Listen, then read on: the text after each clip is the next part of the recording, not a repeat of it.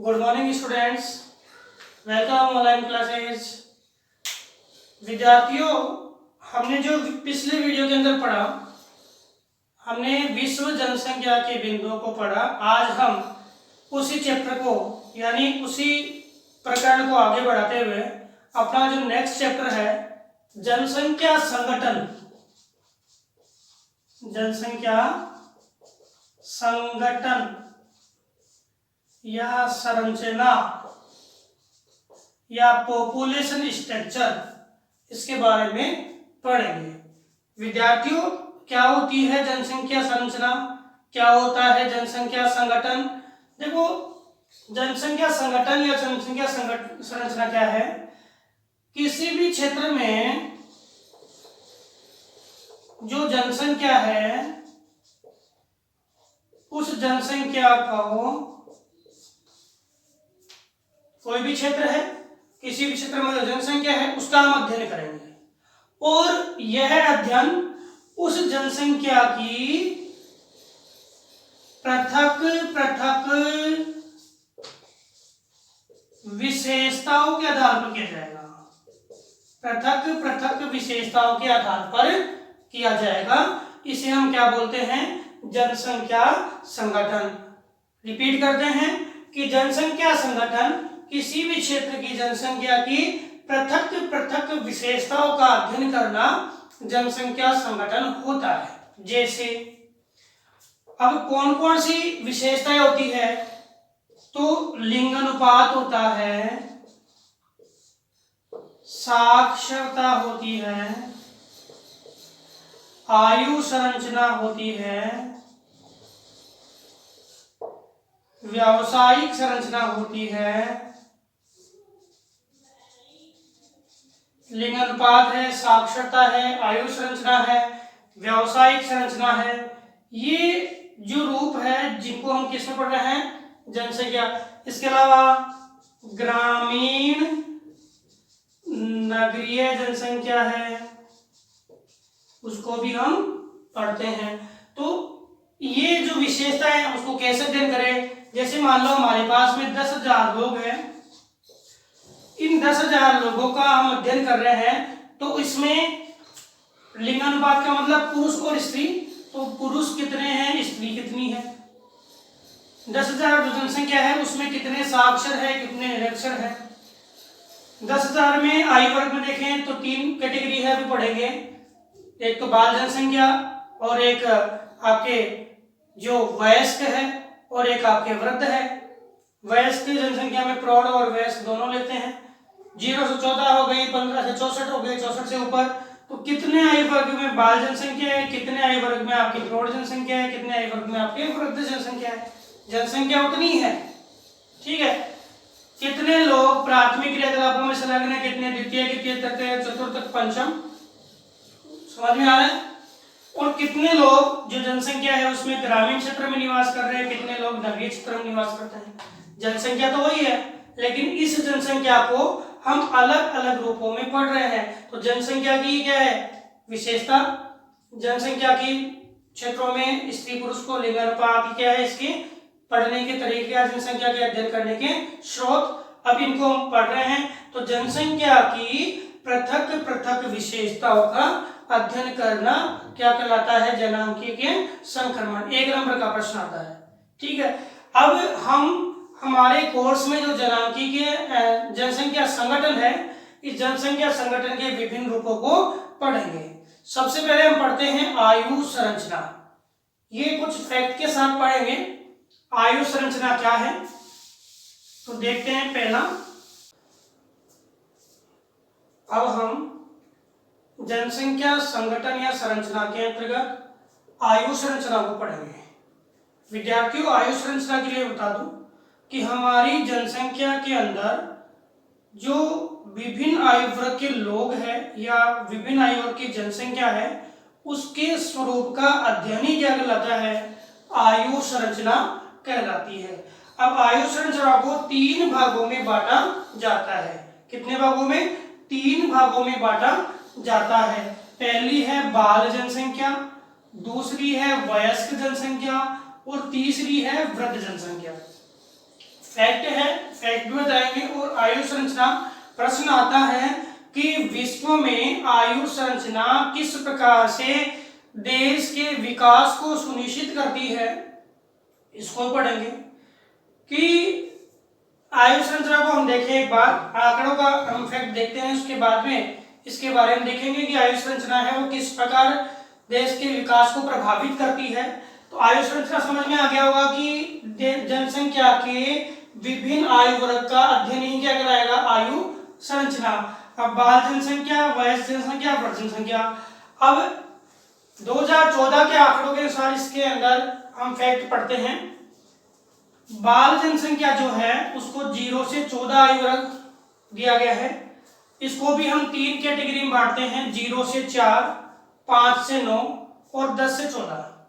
0 से 4 और 5 से 9 जो कैटेगरी है, ये कैटेगरी उन बच्चों की है जो नामांकन जिनका नहीं होता है, जो शिक्षा ग्रहण करने नहीं जाते हैं, और 10 से 14 वाले हैं जिनका नामांकन हो जाता है। अब यहाँ हम बात करें कि 0 से 14 आयु वर्ग को आश्रित या डिपेंडेंट जनसंख्या माना गया है। ये आश्रित जनसंख्या है और ये किस पे डिपेंड होगी, वयस्क जनसंख्या पे। 0 से 14 आयु वर्ग के जो लोग हैं वो लोग ऐसे हैं जो जिन पे सर्वाधिक खर्च होता है, उन पे भोजन का है, उनके जो भी क्रियाकलाप है उनके लिए सर्वाधिक खर्च होता है। डिपेंड है तो वो आश्रित है और सर्वाधिक खर्च होता है। सरकार का भी क्या होता है, उन पे सरकार सर्वाधिक खर्च होता है, जिसके कारण जिस देश में जो जनसंख्या वर्ग यानी 0 से 14 जनसंख्या वाला वर्ग ज्यादा होता है, यानी बाल जनसंख्या ज्यादा होती है, वो देश अविकसित श्रेणी में आता है। कौन सी श्रेणी में आता है, अविकसित श्रेणी में आता है। विश्व के विकसित देशों में बाल जनसंख्या का प्रतिशत क्या होता है, कम।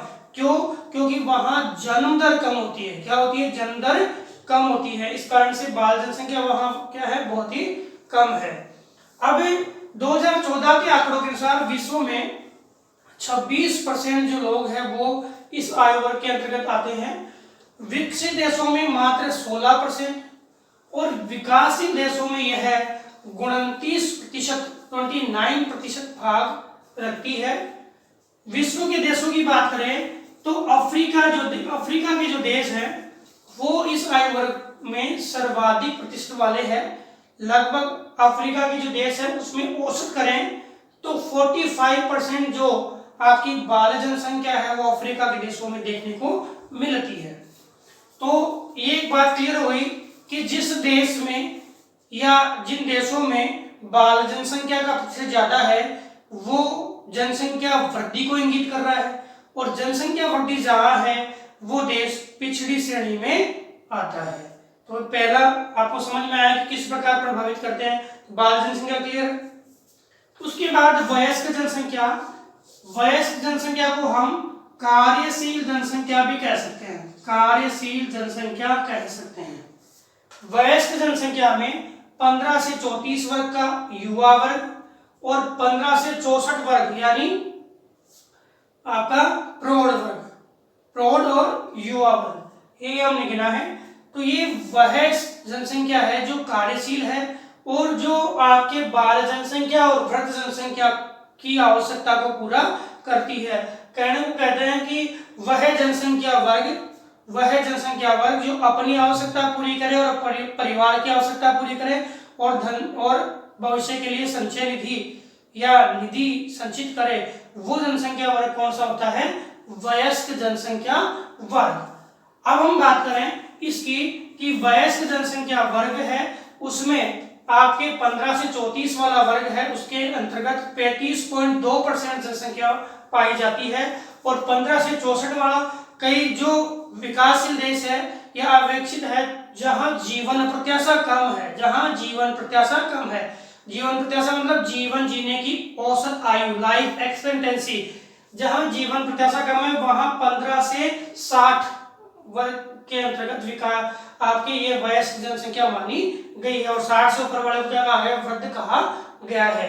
तो विश्व के विकसित देशों में 67% और विकासशील देशों में 65% और विश्व में लगभग 66% जनसंख्या आपकी वयस्क जनसंख्या है। तो कहा भी गया है कि विश्व के जो विकसित देश है वहां पे प्रौढ़ जनसंख्या, कौन सी, प्रौढ़ जनसंख्या और आपके वृद्ध जनसंख्या का प्रतिशत ज्यादा होता है। विश्व के विकसित देशों में प्रौढ़ जनसंख्या और वृद्ध जनसंख्या का प्रतिशत ज्यादा होता है, और विश्व के विकासशील देशों में वयस्क जनसंख्या का प्रतिशत ज्यादा होता है। युवा वर्ग जो है उसका प्रतिशत क्या होता है, ज्यादा होता है। तो याद भी रखना कि विश्व के विकसित देशों में प्रौढ़ और वृद्ध इन दो का प्रतिशत ज्यादा होता है। अब हम बात करते हैं वृद्ध जनसंख्या की। 65 से ऊपर आयु वर्ग वाले जो है जनसंख्या वो वृद्ध जनसंख्या है, और विश्व के विकसित देशों के अंतर्गत वृद्ध जनसंख्या का प्रतिशत ज्यादा है। रीजन क्या हो सकता है? देखो, वैसे तो वृद्ध जनसंख्या डिपेंडेंट जनसंख्या है, कुछ काम नहीं कर सकती, और फिर भी बोल रहे हैं विकसित देशों में यहाँ प्रतिशत ज्यादा है। उसके पीछे रीजन है कि विकसित देशों में जीवन प्रत्याशा ज्यादा है और स्वास्थ्य सुविधाओं का अभाव नहीं है, इस कारण से यहाँ यह प्रतिशत क्या है, ज्यादा है। तो 2014 के अनुसार 6.8% वृद्ध है, वृद्ध सबसे कम है, और 2011 के अनुसार है वो 8% क्या है, वृद्ध जनसंख्या है। वृद्ध जनसंख्या में देखें तो यूरोप महाद्वीप है, वहां वृद्ध जनसंख्या का प्रतिशत बहुत ही ज्यादा है, क्योंकि यहाँ पर स्वास्थ्य सुविधाओं का अभाव नहीं है, लोगों का जीवन स्तर अच्छा है, और जीवन स्तर अच्छा है तो जीवन प्रत्याशा भी क्या है, अधिक है। 14.6%, उत्तरी अमेरिका में 12.5, अफ्रीका में 3.2 और आपके एशिया में 5.8% है। राज्यों में राष्ट्रों की बात हम करें तो राष्ट्रीय स्तर पर सर्वाधिक जनसंख्या है वो कहां पर है, जापान में। जापान की लाइफ एक्सपेक्टेंसी देखें तो 85 वर्ष से ज्यादा है, और उसका रीजन है लोगों का सांस्कृतिक जो उनका जो कल्चर है, और कल्चर के साथ साथ प्राकृतिक वातावरण से जो उनका संबंध है उससे वो लोग है फिट एंड फाइन रहते हैं, और वहां जनसंख्या जो जीवन प्रत्याशा दर है वो सर्वाधिक है। जापान में 18.27, फ्रांस में कितनी है, 17.17, और ब्रिटेन में कितनी है, 15.9। यानी विश्व के विकसित देशों में आपके वृद्ध जनसंख्या ज्यादा है, जबकि अफ्रीका के देशों में ये है 2 से 5% ही है। तो विद्यार्थियों, हमने ये पढ़ा कि आयु संरचना वो कितनी प्रकार की है, 3 प्रकार की है। कार्यशील जनसंख्या जो 15 से 64 वाली है, जिसको भी हम व्यावसायिक संरचना में पढ़ेंगे। हमने इसको भी 2 भागों में बांटा है, मुख्य और सीमांत। तो मुख्य में कौन सी आएगी, युवा वर्ग, और सीमांत में कौन सी आएगी, आपकी प्रौढ़ जनसंख्या। मुख्य वो सब कुछ भरण पोषण करेगा, सीमांत केवल अपना करेगा। और जो डिपेंड कौन सी है, वृद्ध और बाल जनसंख्या, ये क्या है, डिपेंड जनसंख्या यानी आश्रित जनसंख्या। और ये भी मैंने प्रश्न बोला था कि विश्व के अंदर जो आयु संरचना है वो देश के विकास को सुनिश्चित करती है, तो आंसर मिल गया होगा कि विश्व में जो बाल जो जनसंख्या है ज्यादा है तो वो देश किस है, विकसित है, ठीक है। और जहां वयस्क ज्यादा है, वयस्क में युवा ज्यादा है, वो विकासशील है, और प्रौढ़ और वृद्ध ज्यादा है, वो कैसे है, विकसित देश है। तो विद्यार्थियों समझ में आ गया होगा। नेक्स्ट देखते हैं व्यावसायिक संरचना। व्यावसायिक संरचना, व्यावसायिक संरचना। तो व्यावसायिक संरचना, अभी हमने आयु संरचना पढ़ी, और आयु संरचना में हमने पढ़ा कि 15 से 64 आयु वर्ग का जो जनसंख्या वर्ग है इसे हम क्या बोलते हैं, कार्यशील जनसंख्या वर्ग। तो प्रश्न आ चुका है ऐसा कि कार्यशील जनसंख्या वर्ग में या व्यावसायिक संरचना यूं नहीं आएगा, व्यावसायिक संरचना में किस आयु वर्ग को सम्मिलित किया जाता है, तो 15 से 64। और व्यावसायिक संरचना क्या है, ऐसी आयु वर्ग या ऐसी आयु संरचना जिसमें जो व्यक्ति है वो अपनी आर्थिक क्रियाओं के लिए प्रत्यक्ष रूप से संलग्न होता है, आर्थिक क्रियाओं की प्राप्ति के लिए प्रत्यक्ष रूप से संलग्न होता है, उसको हम क्या बोलते हैं, व्यावसायिक संरचना, क्या बोलते हैं, व्यावसायिक संरचना। और इसमें कौन 15 से 64 के कार्यशील जो लोग हैं वो सम्मिलित होते हैं। इसको भी हम दो भागों में बांटते हैं, एक तो सीमांत कार्यशील यानी 15 से 34 आयु वर्ग का आयु वर्ग, और एक सीमांत है, सीमांत कार्यशील में आपके 33 से 64 का आ गया, और एक है आपके मुख्य